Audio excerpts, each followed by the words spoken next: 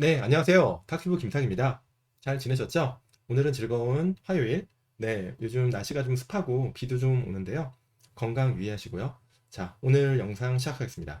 오늘은 최근 한 달 동안 삼성전자 중심으로 시장이 좀 괜찮았죠? 그리고 오늘은 또 하이닉스가 반등하고 굉장히 시장이 약간 지금 날씨처럼 오락가락하는 그런 시장입니다.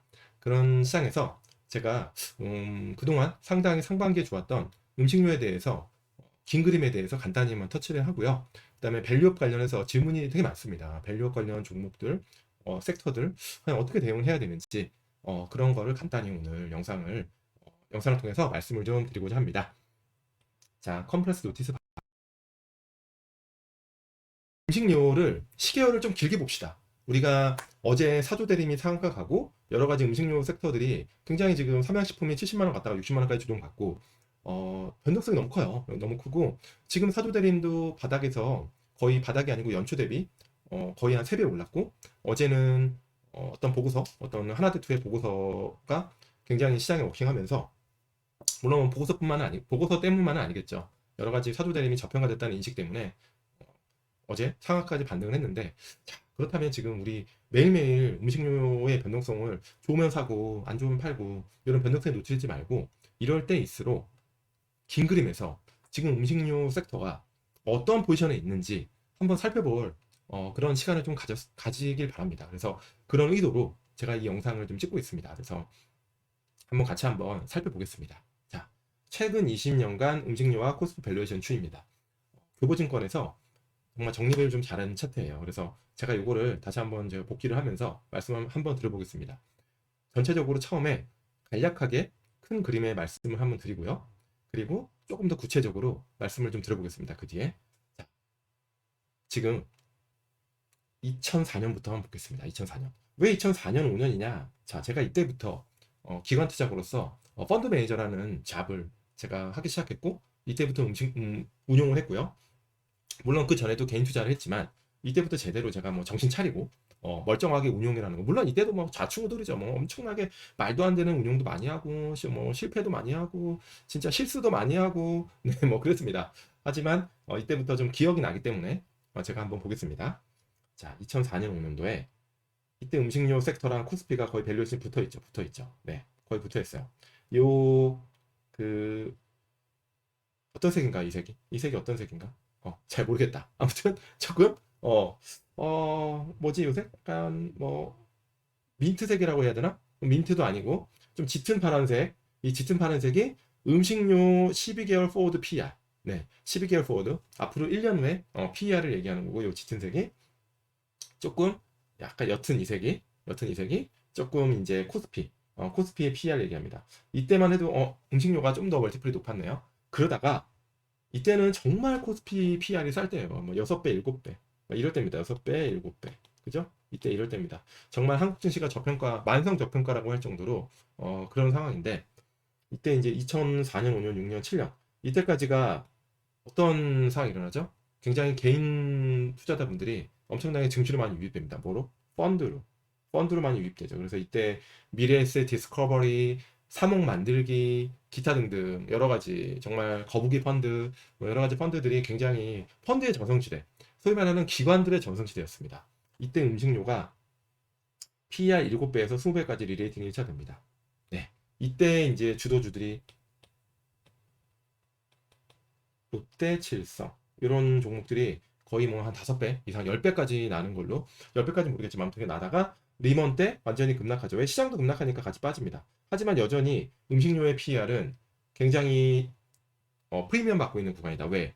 음식료는 우리가 아무리 어려워도 지출을 줄이지 않잖아요. 그러다 보니까 이익이 지속 가능성, 어, 지속 가능성 때문에 여전히 프리미엄 구간이다. 그러다가 뭐 그렇다고 해서 시장 대비 굉장히 유의미한 어떤 그런 흐름이 아니었는데 11년부터 16년까지 네 이때까지 또 2차 리레이팅입니다. PR 9배에서 24배까지. 자, 이때 어떤 일이 있었나요? 이때가 이제 신제품들이 나오죠. 여러분 기억나시나요? 이때 무한도전에서 무인도로 갑니다. 무인도로 가서 뭘 먹죠? 짜왕 한 개 가지고 그 무도 멤버들 다섯 명이, 다섯 명인가요? 다섯 명? 예. 무도 멤버들 다섯 명이서 짜왕 하나 가지고 이거를 먹기에는 쟁탈전을 벌이죠. 이거는 어떤 의미죠? 그만큼 그 신제품, 네, 신제품 그리고 오뚜기의 뭐 진짬뽕 이런 게 굉장히 워킹합니다. 신제품 사이클 거기다가 빙그레 같은 회사들이 바나나 우유를 중국에 수출하는 신제품과 수출 요 두 개의 사이클로 엄청난 리레이팅이 되죠. 그러다가 어떻게 되죠? 그러다가 큐가 줍니다. 신제품도 재미가 없고 가격 인상도 못하고 그러면서 굉장히 암울한 시계 거기다가 그 사드가 터지면서 중국에 대한 수출도 막히고 그러면서 오리온도 이때 엄청 좋았다가 오리온도 디레이팅 되고 오리온도 큐브레스가 안 나오고 그러면서 암흑기를 거치다가 올해 들어와서 지금 음식료 섹터가 정말 오랜만에 지금 반등을 하고 있는 이런 사이클입니다. 자, 이렇게 한 20년 정도의 사이클을 제가 간단히 말씀드렸는데요. 자, 음식료의 주가 결정 요인을 먼저 살펴볼게요. 여러분들이 주가의 흐름을 따라가기보다는 큰 그림에서 어떤 요인들이, 어떠한 팩터가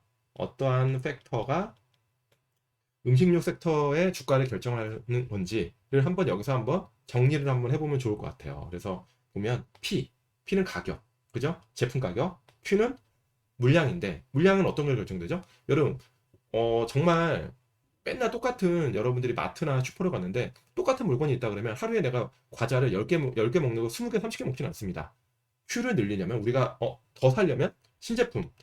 최근에 제가 롯데 슈퍼를 가봤더니 맛동산 신제품이 있더라고요. 맛동산 신제품이 있어요. 맛동산 무슨 맛이더라? 무슨 프레즈? 예, 프레즈 맛. 그래서 거금 4,500원을 주고 한번 사봤습니다. 네, 4,500원. 4,500원 과자가 요새 이렇게 비싸더라고요. 근데 뭐 나쁘지 않다 정도. 아무튼 not bad, not bad. 네, not bad. 자, 아무튼 신제품이 있으니까 한번 제가 맛동산은 제가 평소 같으면 잘 사지 않습니다. 유탕 과자는 제가 거의 먹지 않습니다. 하지만 한번 새로운 게 나왔으니까 한번 사봅니다. Q. 그 다음에 수출. 왜? 국내 과자 시장은 라면 시장, 과자 시장 다 똑같아요. Q 그로스가 없습니다. 네. 과자는 요즘에 점점 안 먹죠. 여러분들 뭐 웰빙이다, 뭐 과자 안 좋다. 라면도 마찬가지입니다. 안 늘어나요. 근데 최근에 불닭볶음면 이런 데가 미국, 유럽에서 대박이 나고 있는 거죠. 그래서 신제품 수출, 요게 Q를 결정하고, 그다음에 코스트. 요거는 코스트 뭡니까? 제가 항상 PQC를 많이 말씀드리는데 원가죠, 원가. 원가는 곡물가겠죠, 곡물가.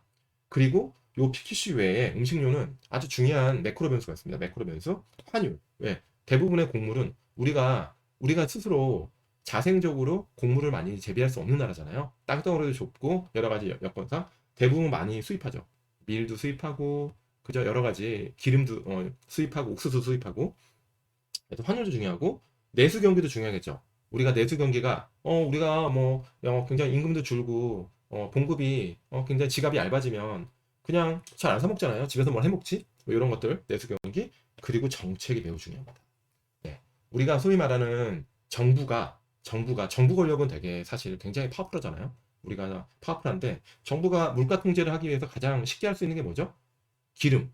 우리가 소위 말하는 개솔린은 통제하기 어려워요. 왜냐하면 기본적으로 원유 자체가 우리가 원유가 나지 않기 때문에 거기다가 세금을 조율해야 되기 때문에 가솔린 가격을 낮추기 위해서 우리가 기름 가격을 낮추기 위해서는 세금을 줄여야 되는 아주 그런 상황이 생기죠. 근데 사실은 세수가 주는 거에 대해서 정부가 불편하죠. 근데 물가, 소위 말하는 음식료 가격은 그냥 사실 음식료 회사들한테 압박을 하면 됩니다. 라면 가격 인상하지 마.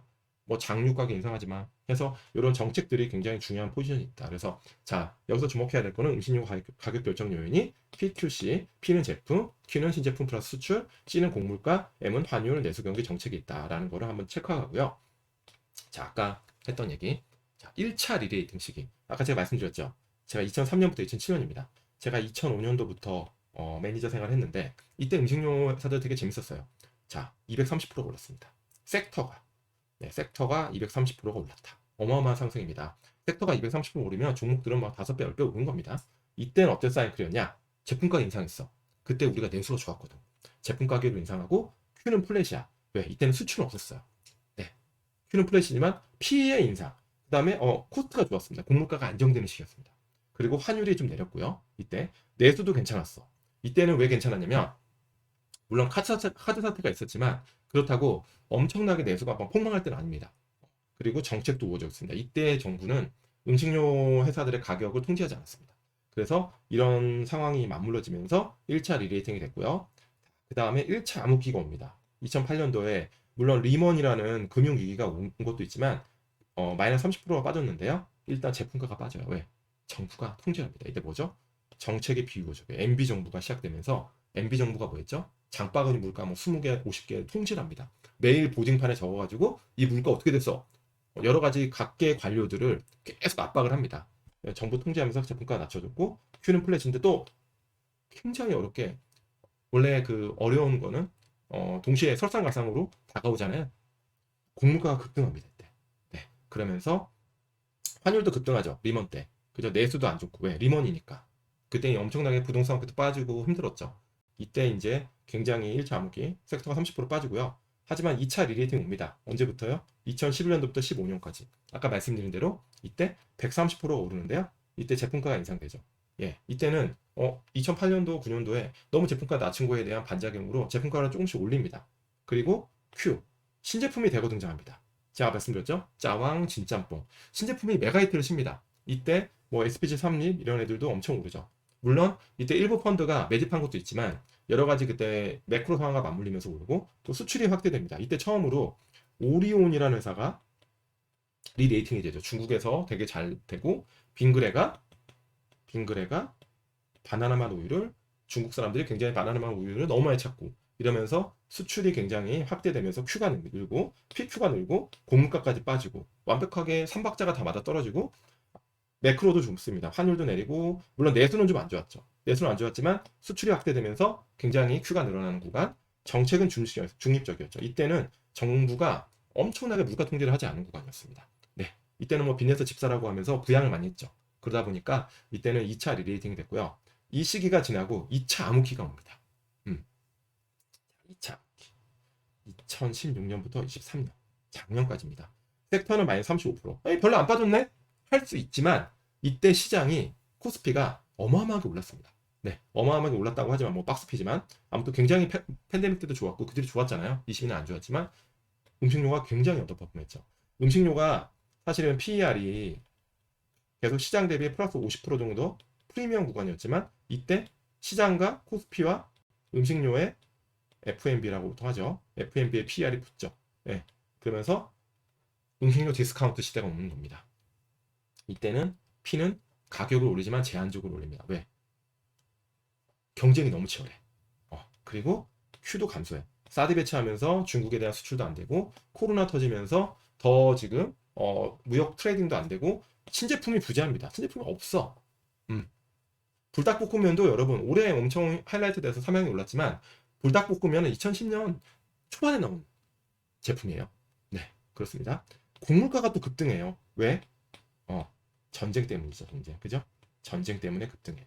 네, 급등합니다. 환율도 오르죠. 환율도 1200원대에서 1400원까지 오르고 내수도 안 좋죠. 내수 안 좋다는 얘기 많이 듣죠. 내수 안 좋죠. 자영업 경기가 너무 안 좋지 않습니까? 정책도 비우호적입니다. 네. 지금 정부 계속 뭔가 가격 인상을 대놓고 막진 않지만 뭘 한다 그러면 계속 뭐라고 립서비스를 하죠. 하지 마라. 서민들이 많이 즐기고 소비하는 상품에 대해서 적당히 뭐 가격을 올려라 라는 인식. 가격 올리면 한번 롯데웰푸드가 가격 올렸더니 빼빼로 가격이죠. 빼빼로. 저는 먹은 지 오래됐는데 여러분들 많이 드시죠? 11월 11일 날 11월 6일 제 생일입니다. 이런 거 얘기하죠. 아무튼 그 또 이렇게 뭐 아이고 네. 네. 이거 하이라이트 한 건 아니고 지우려고 하는 지워야지 왜 이렇게 내 생에 이렇게 X자 치는 거 아니잖아요. 네, 죄송합니다. 그러면서 빼빼로가 롯데웰푸드가 가격 인상했더니 정부에서 가격 인상에 대해서 한마디 하니까 가격 인상을 보류합니다. 물론 그 뒤로 한두 달 후에 올리죠. 뭐 이런 식으로 지금 비호적인 상황 2차 암흑기. 자, 지금 24년도 볼까요? 자, 제가 3차 리레이팅을 적었는데 자, 올해 음식료 엄청 오른 것 같지만 17%밖에 안 올랐습니다. 섹터는. 요게 섹터 지수예요. 자, 섹터 지수. 뭐야? 엄청 오른 것 같은데 이거밖에 안 올랐지? 네, 그렇습니다. 자, 그런 상황이고요. 자, 지금 3차 리딩 볼게요. 시간이 좀 길어지고 있는데 짧게 끝내겠습니다. 제품가 인상. 제품가 인상하고 있죠, 요즘에. 네, 물론 정부에서 통제가 들어오지만 그래도 제품가 꾸역꾸역 올리는 구간 Q. 신제품 대본하고 있습니다. 네, 지금 계속 신제품 쏟아내죠. 쏟아내고 수출 확대. 네, 수출도 확대하고 있죠.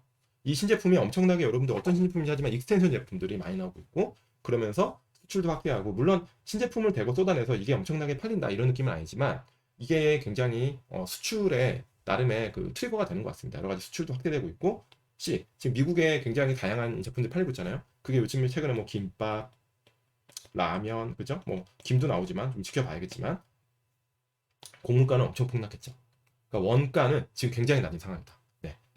원당 빼고 다 폭락했죠. 최근에 원당도 내려가고 있습니다. 네. 롯데칠성이 일부 상반기가 좀 안 좋았던 게 원당 가격이 좀 안 좋고 올라갔다. 늦게 빠진 거죠. 네. 원당 가격도 내려가고 있고 자, 그리고 매크로적으로 환율은 하락했다라고 하지만 사실 시적으로 환율 플랫인 거죠. 플랫인 거고 내수는 좀 부진합니다. 정책은 중립적으로 하지만 정책은 좀 비우호적이긴 하죠. 하지만 그럼에도 불구하고 요 Q가 좋다. 네, Q가 좋은 사이클이다. 자, 왜 섹터가 17%밖에 안 올랐을까? 한번 볼게요. 자, 올해 상반기까지 시장을 주도했던 음식료가 6개월 동안 18% 올랐는데요. 삼양식품이 혼자 캐리한 겁니다. 170%.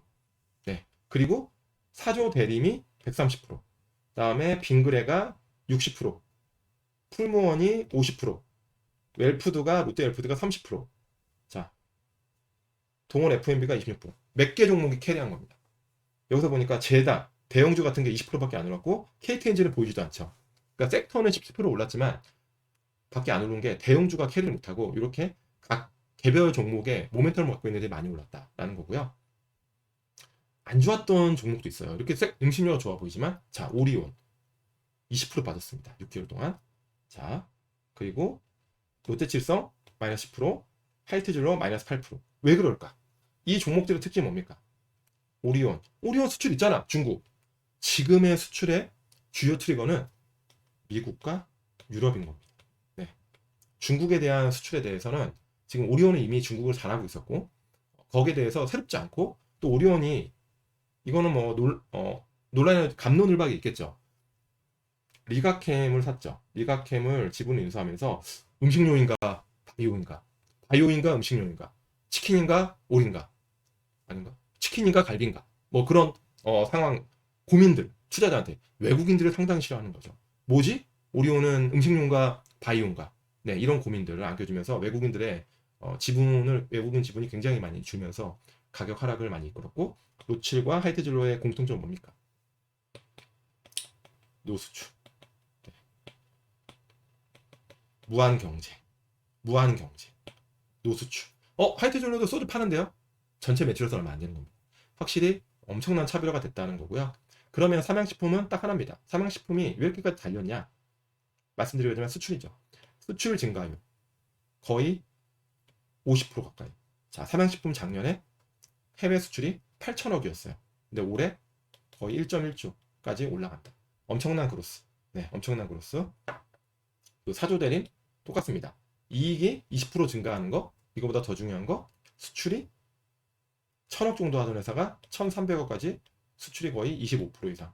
네, 30% 가까이 증가한다. 이게 두 가지 모멘텀이 맞물린 겁니다. 자, 웰푸드 볼게요. 웰푸드 인도법인 매출 보세요. 20년에 지금 건가는 뭐 초코파이 이런 거예요. 600억에다가 600억이었는데 23년도에 작년에 1000억, 20% CAGR 성장했고 3년 동안 빙과 여러분 좋아하는 아이스크림. 자, 저는 안 먹습니다. 자, 600억이었는데 CAGR 40%, 1600억. 어마어마한 그로스. 네.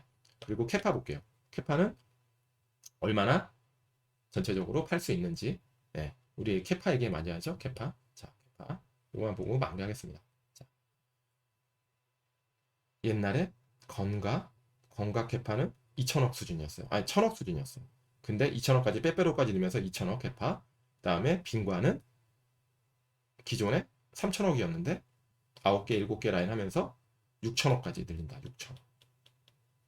요거는 2천억. 요거는 2천억. 인도에 대해서 굉장히 진심이다. 네, 이렇게 생각할 수 있고요. 인도가 왜 중요하냐? 이게 이제 인도 로컬, 물론 글로벌 음식료 회사 합자 회사들이죠. 자, 로컬도 있고 5년 동안 주가 상승을 볼까요? 브리타니아 거의 90%, 자, 네슬레 인디아 120%, 5년 동안 주가, 네, 비카지 푸드 130%, 웰푸드 5년 동안 10% 올랐습니다. 9%. 자, 인도 시장에서 음식료 회사들 다 이렇게 가고 있다. 자, 인도 시장이 근데 왜 이렇게 될까? 인도는 지금 보세요. 작년 기준으로 150억 불 시장입니다. 자가 시장 150억 불. 근데 CAGR 13% 성장한답니다. 스테이트 스타에서. 그러면 2028년도에 350억 불 시장으로 엄청나게 고성장하는 겁니다. 그래서 인도 시장의 음식료 회사들의 멀티플이 PR이 30배에서 50배 막 이럽니다. 네. 거의 지금 옛날에 우리가 2차 전지 봤던 밸류에이션 수준으로 받고 있다. 라는 말씀을 한번 드리고 싶습니다. 자, 오늘 밸류업까지 말씀드리려고 했는데요. 밸류업은 제가 따로 영상을 찍겠습니다. 좀 길어져가지고, 네, 지금 20분 넘어갔네요. 자, 오늘, 즐거운 퇴근, 이미 퇴근하셨겠네요. 자, 날씨가 덥습니다. 습하고요. 네, 즐거운 하루 되시고, 조만간 또 좋은 영상으로 찾아뵙겠습니다. 안녕!